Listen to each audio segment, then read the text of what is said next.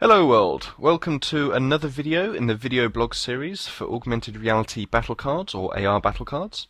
It's just going to be a quick screencast video today because I'm running out of time. I've only got about 5 weeks left of this project, and creating a full video blog video takes quite some time. So it's just going to be a quick screencast just to bring you up to date with the latest happenings.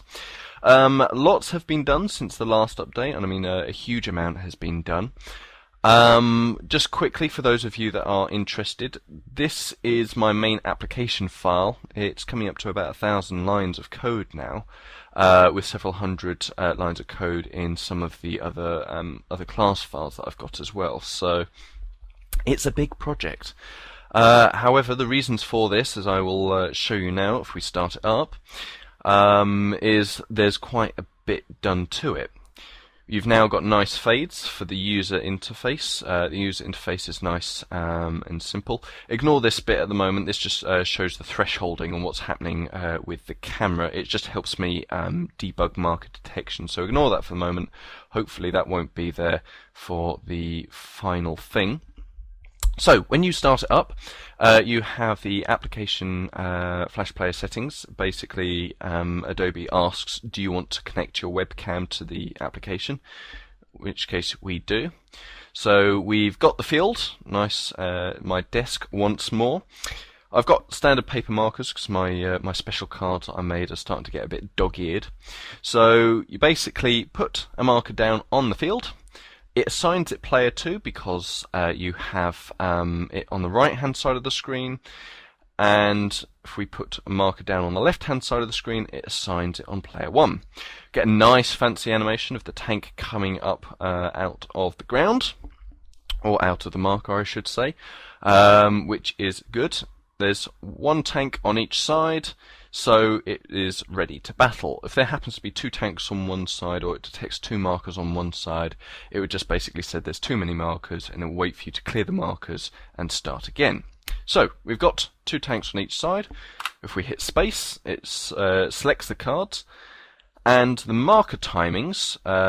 So for example, I can cover this up for several seconds and then bring it back, and it will resume the last positioning.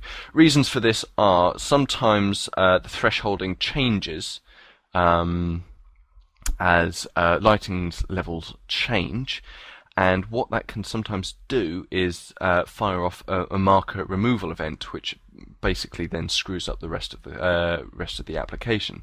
So what I've done is set it so that the marker can last on the screen for several minutes, and what it also does is stop any additional markers being added to the scene as well. So you've just got these two markers. It will detect only these two markers now, so you can't sort of change cards later. So we've got the two cards down on the field. As you can see, we've got a nice ring appearing around the player 1, because it's the player 1's turn, as also indicated by the red border. And what you can also do is, if you spin the marker around, it will change the selection of the statistic you want depending on where the front of the tank is.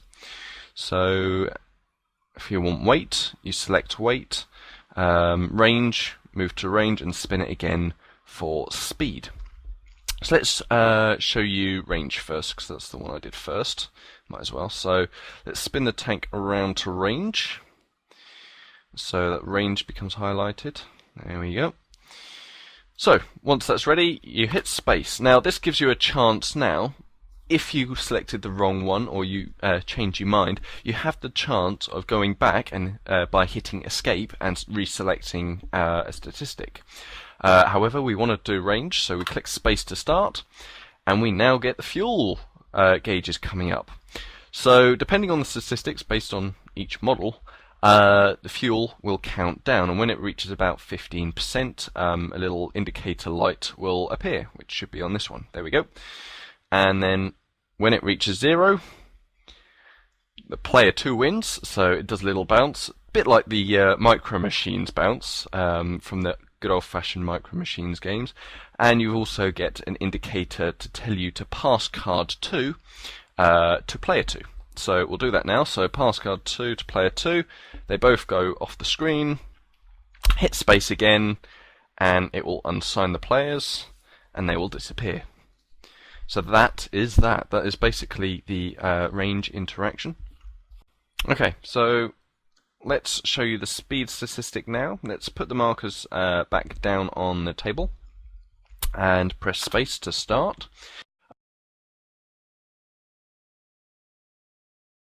Okay, so player 1 here is now the main player.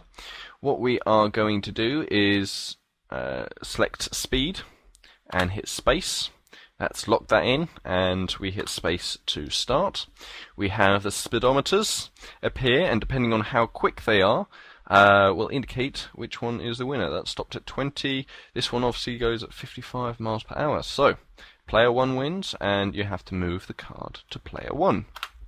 So, remove the cards from the field. Those should become unassigned, like so.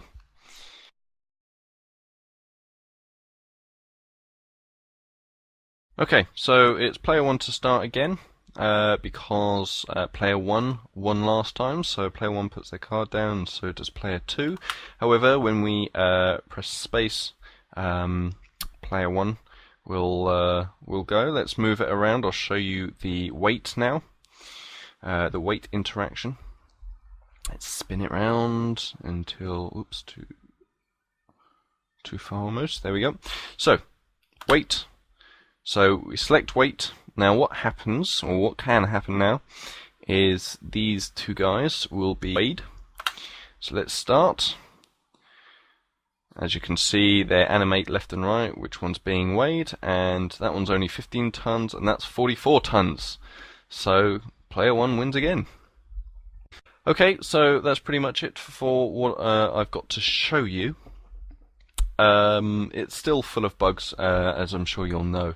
There's still lots to iron out. And another big issue that I've got at the moment is marker detection. It can sometimes be a little erratic. It depends on the light source. It's got to be a white surface, which has got to be played on. Because anything dark colours slows down the game as well. Not only that, it's got to have an even light source shining on the field without any glare. That then maximizes sort of the accuracy of marker detection. So still a lot of work to do, plenty to do, but it's pretty much there. So anyway, yeah, that's the latest. I hope you found that interesting. Feel free to keep in touch. I'm sure I can put the my Twitter username and bits and pieces there somewhere for you to get in contact if you're interested. Feel free to subscribe, hitting the subscribe button above, and thanks for watching. Hope you have a good evening, and goodbye.